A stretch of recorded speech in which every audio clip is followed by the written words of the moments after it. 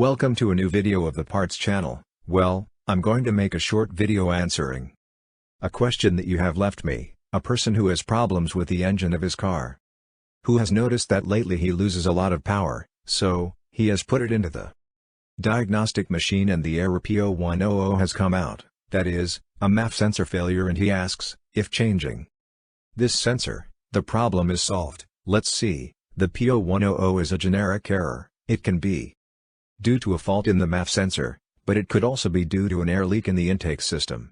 Okay, before changing anything, here what we do is check, first, the intake air circuit, to see that there is no leak, and indeed, there is a leak here. Look, as I say, in this engine, we got that same fault, P0100, see what caused it. There you see it, that crack in the sleeve was the which caused the error P0100 to come out. There. I noticed it because I was recording over it, and I noticed air that came out of that area and that should not come out.